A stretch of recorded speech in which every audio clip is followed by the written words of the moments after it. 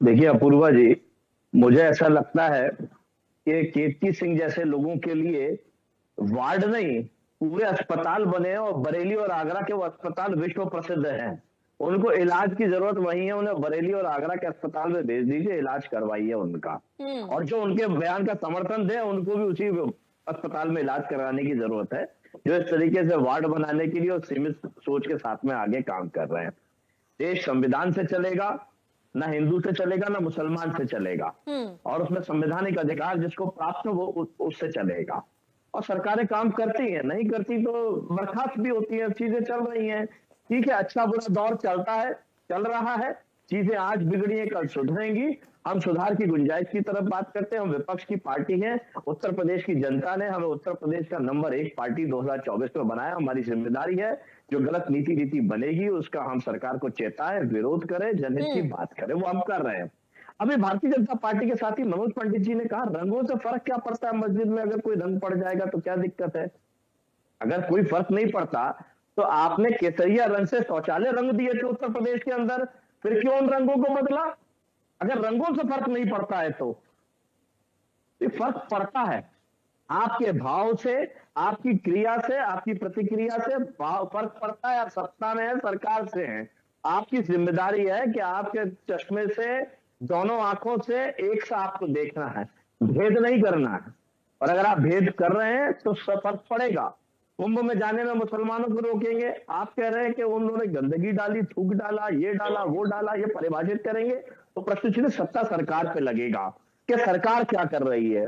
उसी तरीके से ब्रज की होली पे जो केंद्रित कर रहे हैं, बंटवारा करने की बात कर रहे हैं होली के रंग पे, निश्चित तौर पे ब्रज में जाएगा कौन जो ब्रज को मानता होगा। ईद पे जाएगा कौन। मैं अगर मेरे मुस्लिम मित्र के यहाँ जा रहा हूं तो मैं ईद का त्योहार मनाना चाहता हूं, मैं जाऊंगा।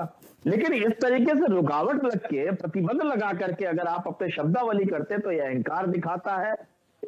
आप एक रूप में देश को चलाना चाहते हैं कि नहीं चलेगा तो हमारी लाठी से चलेगा, ये देश लाठी से नहीं, ये देश संविधान से चलेगा।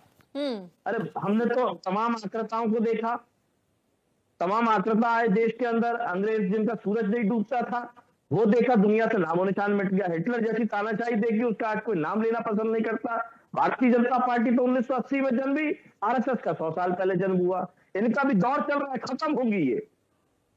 हमें बहुत सब्र है और हम लोगों ने बहुत सब्र किया है। ये जो जिस तरीके की भाषा और जिस तरीके की चीजें चल रही हैं ये सब खत्म होंगी। नहीं, लेकिन यश भारती जी, अब देखिए कहीं ना कहीं ये चीजें अगर उनकी तरफ से ये बयान दिया गया है तो उन्होंने ये भी कहा कि क्या पता कौन कहां थूक मिला दे, हमारी जो पवित्रता है वो खराब कर दे, तो इसके लिए भाई उनके लिए अलग से एक विंग बना दी जाए। तो ऐसी चीजें इतिहास में देखी गई है ना, ऐसी चीजें देखी गई हैं बैक में। अपूर्वा जी, महाकुंभ में महासुरक्षा की बातें हुई, एआई से सुरक्षा होगी, सीसीटीवी फुटेज है, सीसीटीवी कैमरेज हैं, हेलीकॉप्टर से सुरक्षा की जा रही है। हमारी माताओं, बहनों, बेटियों के वीडियो गए ना, बेचे गए ना, वो बेचने वालों को गुजरात पुलिस ने पकड़ा, उत्तर प्रदेश पुलिस नहीं पकड़ा पाई उसको। जिनकी सुरक्षा की जिम्मेदारी जिनके ऊपर थी वो बड़े दावे किए गए थे।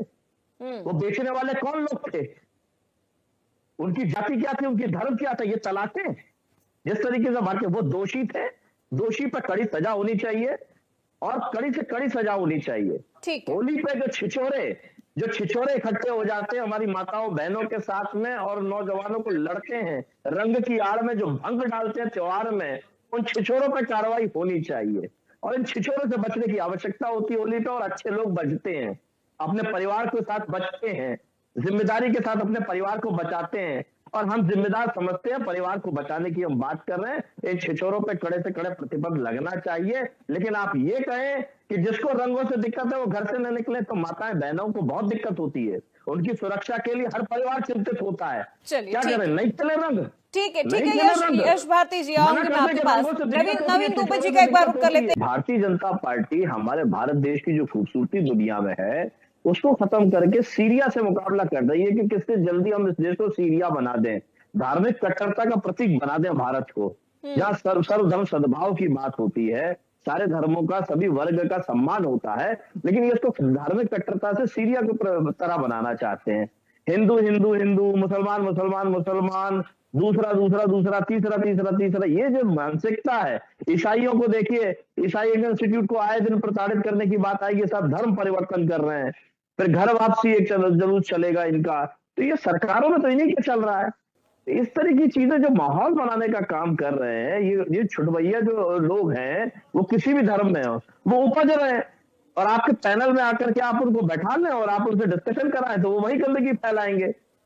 तो ऐसे लोगों को तवज्जो देने की जरूरत नहीं। मैंने कहा केतकी सिंह जी के लिए बरेली और आगरा में बेहतर अस्पताल बना, उनको इलाज करवाइए, लेकिन अगर असली अस्पताल बनाना है जिसमें सब लोगों का इलाज होना है तो समाजवादी सरकार ने 2 एम्स की जगह दी थी, अमेठी में और एक गोरखपुर में, उसको तैयार करवाइए, जल्द से जल्द लोगों को बेहतर इलाज मिल पाए। वो लखनऊ में कैंसर अस्पताल माननीय अखिलेश यादव जी ने बनवाया, उसको बेहतर संचालन करवाइए ताकि कैंसर जैसी गंभीर बीमारी से लोगों का इलाज हो पाए। उस बात पे भारतीय जनता पार्टी के विधायक और सांसदों को बात रखनी चाहिए, लेकिन वो इसीलिए नहीं करेंगे क्योंकि उसमें उनका निकम्मापन है, उसमें उनका फेलियर है। वो आंकड़े दिक्कत देते हैं और एनसीआरबी के आंकड़े दिक्कत देते हैं कि महिला उत्पीड़न में अनुसूचित जाति जनजाति, जिनको ये हिंदू की बात करें, वन अनुसूचित जाति जनजाति पे सबसे ज्यादा प्रताड़ना का काम उत्तर प्रदेश की योगी सरकार में हो रहा है। ये आंकड़े बोल रहे हैं और योगी सरकार के दिए हुए आंकड़े हैं। तो महिलाएं सुरक्षित रहें, अनुसूचित जाति जनजाति के लोग असुरक्षित रहें। वो दूल्हा बन करके अगर घोड़ी पे चढ़ते हैं तो प्रतिबंध कौन लोग लगा रहे हैं, मूछे रख रहे हैं तो कौन प्रतिबंध लगा रहे हैं, महिलाओं को मंदिर जाने से सबराबली मंदिर में कौन रोक रहा है सुप्रीम कोर्ट के आदेश के बाद भी। चलिए ठीक है यश भारती जी, नवीन जी जवाब देना चाहेंगे। ठीक है, मध्य प्रदेश में हमारी एक मिनट यश भारती जी, नवीन जी जवाब देंगे। नवीन जी उनके सवाल के साथ मेरा भी एक सवाल मेरा भी है। मध्य प्रदेश में ठीक है यश भारती जी सर, मेरी अंतिम बात, मध्य प्रदेश में हमारी एक बहन कथा बांटने जाती है तो उसको ब्राह्मण जाति से ना होने के कारण कथा बांटने से रोक दिया जाता है। तो ये लोग कौन है? ये मुसलमान तो नहीं है कम से कम। देखिए प्री प्लान कुछ भी नहीं है, ये तो बात है। हमें जिम्मेदारी उत्तर प्रदेश की जनता ने दी है, तो लोकसभा चुनाव में नंबर 1 की पार्टी उत्तर प्रदेश में बनाया है और विधानसभा में हम विपक्ष में है, तो हमारी जिम्मेदारी है कि कोई चीज गलत होगी, जनहित में नहीं होगी तो हम उसके खिलाफ में बात करें, सरकार को चेताएं, जिम्मेदारी के साथ निभाएं। वो हम काम कर रहे हैं, लेकिन सरकार सुनती किसकी है? माननीय अखिलेश यादव जी ने कुंभ को लेकर के यह बात कही कि जितने टोल टैक्स लिए जा रहे हैं वो टोल टैक्स माफ किए जाएं। सब धर्म आस्था की डुबकी लगाने महाकुंभ में जा रहे हैं। क्या भारतीय जनता पार्टी की सरकार ने ध्यान दिया? ये कौन से धर्म विरोध की बात की? क्या ये एक अच्छी बात नहीं थी? क्या भारतीय जनता पार्टी की सरकार ने पहले टैक्स में माफी नहीं की है? जो फिल्म भारतीय जनता पार्टी को सूट करती है उसमें टैक्स माफ कर देती है, तो वो टैक्स का क्या नुकसान नहीं होता? अगर नुकसान के भाव से देखती है। एक तरफ आप कह रहे हैं कि हम कुंभ में आर्थिक लाभ कमा रहे हैं, यानी आप धर्म से भी लाभ कमाने की बात देखते हैं, और वहीं जो धार्मिक आस्था में जा रहे हैं, जो सनातनी जा रहे हैं, जिनकी आस्था के साथ आप लगातार खिलवाड़ करते हो, उनसे आप टैक्स वसूल करना चाहते हो। तो ये दोहरे मापदंड भारतीय जनता पार्टी की सरकार के, और हम अपनी जिम्मेदारी समझते हैं। ये रंगों के त्योहार को भी हम रंग की तरह देखते हैं, इसमें भंग डालने वाला कोई भी व्यक्ति हो। मैंने कहा जैसे वो माताएं, बहनें, महिलाएं, बच्चियों के साथ जो छेड़छाड़ करते हैं, उनका धर्म और जात वर्ग कुछ नहीं होता, वो उनकी एक ही चीज होती है, वो छिछोरे होते हैं। और जैसा सूफी साहब ने कहा कि उनको कड़ी से कड़ी सजा करनी चाहिए, डंडों से मारना चाहिए। तो और मारते भी है। होली पे जब ऐसे छिछोरे पकड़े जाते हैं तो मोहल्ले वाले सब इकट्ठा करके मारते भी है उनको, और मुझे नहीं लगता कि कोई इस बात के खिलाफ होगा। लेकिन ठीक है यश जी, ठीक है। अब एक फाइनल कमेंट मैं यहाँ ले लेती हूँ सभी मेहमानों से। अंतिम बात हो जाने दीजिए। देखिए अपूर्वा जी, आपने बोलने के लिए बुलाया, अंतिम बात होने दीजिए। नवीन साहब ने मुझसे एक सवाल किया था, उसका जवाब में दे दूं। ठीक है सर, थोड़ा जल्दी क्योंकि वक्त की कमी है।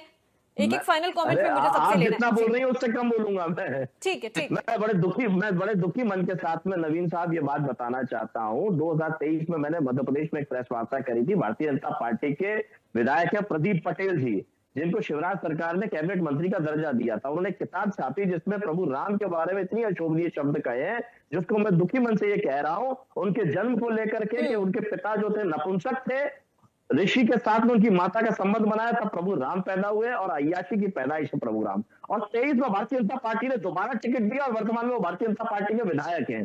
कोई कार्रवाई नहीं हुई है। तो इस तरीके से अशोभनीय कहने वाले लोग किसी भी दल में हो, कार्रवाई करवाइए, हम स्वागत करेंगे। हमने कभी किसी का बचाव नहीं किया है। कार्रवाई की जरूरत तो देखिए यश भारती जी दोनों ही पार्टियों में है। कई ऐसे लीडर हैं जो इस तरह की बयानबाजी करते हैं, जरूरत दोनों ही पार्टी में है। एक फाइनल कमेंट मैं यहाँ लेना चाहूंगी। यश भारती जी, फाइनल कमेंट इस पूरे मुद्दे पर आपका।